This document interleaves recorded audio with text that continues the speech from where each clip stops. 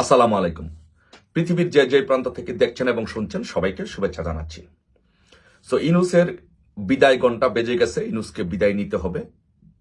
তো তাই আসুন ইনুসের বিদায়ের প্রাক্কালে আমরা দেখে নেই যে ইনুস এই দেশটাকে কোথায় রেখে গিয়েছেন, ইনুস কি কি করেছেন গত এক বছর আমরা একটু দেখে আসুন।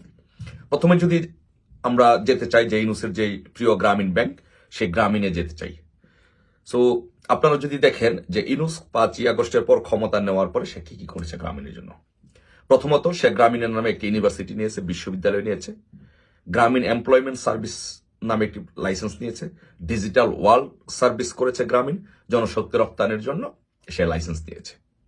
এখন একটা দেশের রাষ্ট্রপ্রধান হয়ে এই প্রতিষ্ঠানগুলো তার নিজের প্রতিষ্ঠানের নামে এই লাইসেন্সগুলো নিতে পারে কিনা, আপনি যে কাউকে জিজ্ঞাসা করবেন সবাই বলবে this is conflict of interest, সে এটা করতে পারে না। শেখ হাসিনা করেছে বা অন্যের পূর্বের কেউ এগুলো করেছে? কেউ করে নাই।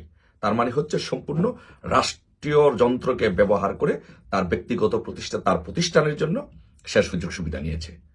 তারপরে আসুন আমরা দেখি যে আরেকটি বিষয় দেখি যে আদালত কিন্তু তার বিরুদ্ধে রায় দিয়েছিল যে তাকে, তার বিরুদ্ধে না, তার রায় দিয়েছিল তাকে যে 666 কোটি টাকা তাকে রাষ্ট্রকে কর দিতে হবে।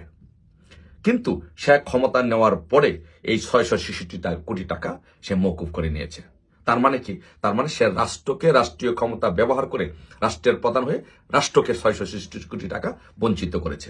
এটি কার টাকা? এটা আমার টাকা, আপনার টাকা, এদেশের গরিব জনগোষ্ঠীর টাকা। তারপরে আসুন আপনার তার স্বজনপ্রীতি দেখি, তার স্বজনপ্রীতির নমুনা দেখি যে উন্নয়ন বরাদ্দের জন্য 1,12,000 কোটি টাকার উন্নয়ন বরাদ্দ হয়েছে। সেইখান থেকে 50%-এর উপরে সে তার নিজস্ব এলাকায় সে বরাদ্দ দিয়েছে। তার মানে দেশের পুরা দেশকে বঞ্চিত করে সে তার নিজের এলাকার জন্য সেই বরাদ্দগুলো দিয়েছে।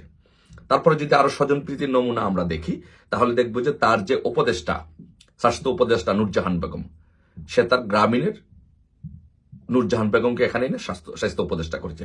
তার আপন ভাতিজাকে প্রেস উইংসে চাকরি দিয়েছে, প্রেস সেক্রেটারি করেছে। এসডিজি মুখ্য সমন্বয়ক হিসাবে তার গ্রামীণের লামিয়া মোর্শেদকে, ইনু সেন্টারের লামিয়া মোর্শেদকে এনে নিয়োগ দিয়েছে। তার মানে বর্তমান সরকারটাকে তার একটা ব্যক্তিগত সরকার, একটা গ্রামীণ সরকার করে ফেলেছে। এই হচ্ছে এক বছরে তার অর্জনের মধ্যে অন্যতম স্বজনপ্রীতির অংশ। তারপরে আসুন আমরা কথা বলি যে তার ক্ষমতায় থাকা নিয়ে সে কি কি করেছে।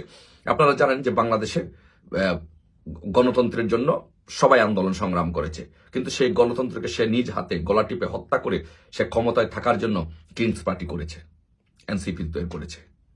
এটা সবাই এটা নিয়ে প্রশ্ন করেছে যে এনসিপি কে তৈরি করে, কিংস পার্টি তৈরি করে সে ক্ষমতায় থাকতে চায়। তারপরে আসুন আমি বিচারালয় নিয়ে কথা বলতে চাই যে আপনারা জানেন যে বাংলাদেশের রাষ্ট্রের কতগুলো প্রতিষ্ঠানের মধ্যে বিচার বিভাগ হচ্ছে একটা বড় প্রতিষ্ঠান। সেই প্রতিষ্ঠানে আপনারা জানেন যে অতি সাম্প্রতিককালে 18 জন বিচারককে বাধ্যতামূলক বেআইনিভাবে অবসর দেওয়া হয়েছে। আপনারা কি দেখেছেন? আপনারা কি জানেন যে অতীত ইতিহাসে এরকম ধরনের বড় কোনো ঘটনা ঘটেছে যে একসাথে 18 জন বিচারপতিকে জোর করে বাধ্যতামূলক অবসর দেওয়া হয়েছে? এগুলো দেখেছেন? আপনারা কি কখনো অতীতে দেখেছেন একজন চিফ জাস্টিসকে মপ করে তাকে ক্ষমতা থেকে, তার চেয়ার থেকে তাকে সরিয়ে দেওয়া হয়েছে? এরকম ইতিহাস কি আপনারা দেখেছেন? আপনারা কি দেখেছেন কখনো যে স্কুলের শিক্ষককে জোর করে মপ করে তাদের পদ থেকে অধ্যক্ষদেরকে সরিয়ে দেওয়া হয়েছে, বিশ্ববিদ্যালয়ের বিসিদেরকে সরিয়ে দেওয়া হয়েছে, বিচারপতিদেরকে সরিয়ে দেওয়া হয়েছে? এগুলো আপনারা কখনো দেখেছেন ইতিহাসে? বাংলাদেশে এগুলো কখনো, ইতিহাসে এগুলোর কখনো নজির নেই। এই নজিরগুলো বাংলাদেশে স্থাপন করেছে। তারপরে আপনারা যদি দেখি যে প্রধান বিচারপতি খায়রুল হককে, সাবেক প্রধান বিচারপতি খায়রুল হককে গ্রেপ্তার করা হয়েছে। কিসের উপরে গ্রেপ্তার করা হয়েছে? তাকে গ্রেপ্তার করা হয়েছে হত্যা মামলায়। আচ্ছা, প্রধান বিচারপতি খায়রুল হককে যদি গ্রেপ্তার করতে হয় তাহলে তার বিরুদ্ধে যে অভিযোগ হতে পারে সেটি হচ্ছে যে সে রায় দিয়েছে, রায় জালিয়াতি করেছে বলেন বা দলীয় রায় দিয়েছে, সঠিক রায় দেয়নি, এই কারণে তাকে আপনারা গ্রেপ্তার করতে পারেন। কিন্তু প্রধান বিচারপতিকে আপনি হত্যা মামলায় গ্রেপ্তার করতে পারেন না।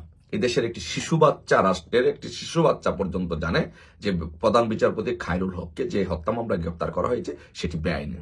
তাহলে আপনারা কি করলেন?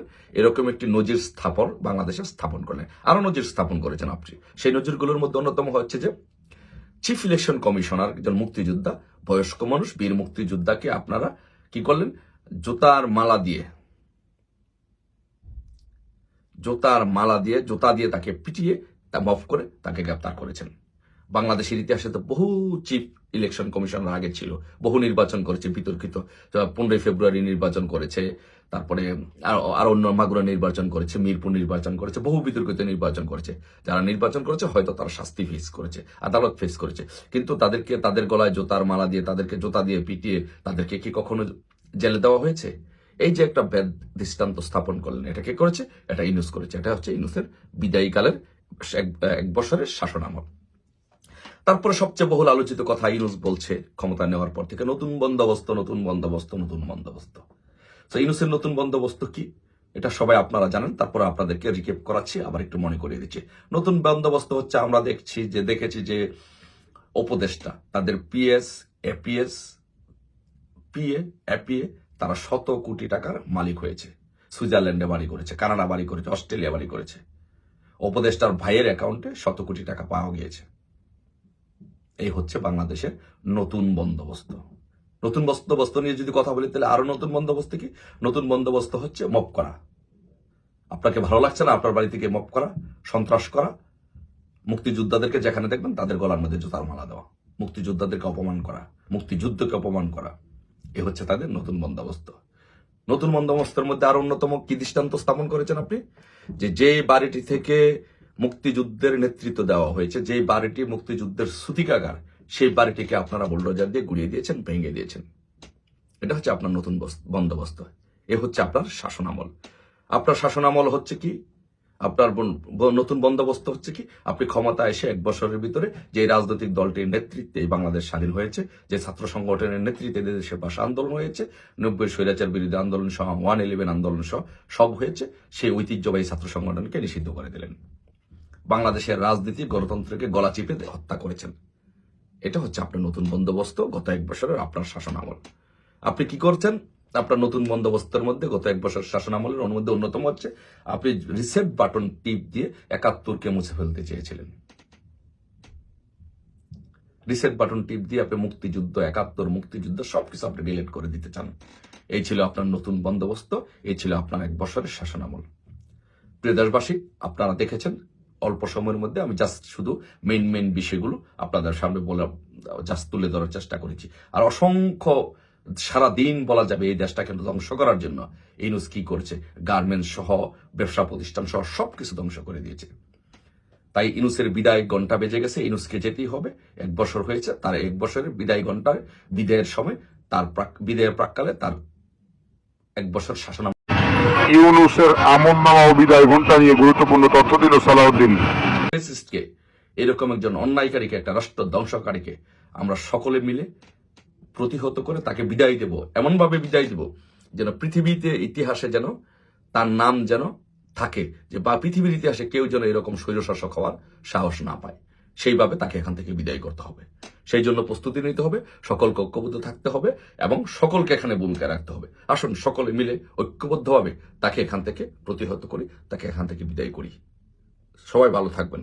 জয় বাংলা, জয় বঙ্গবন্ধু।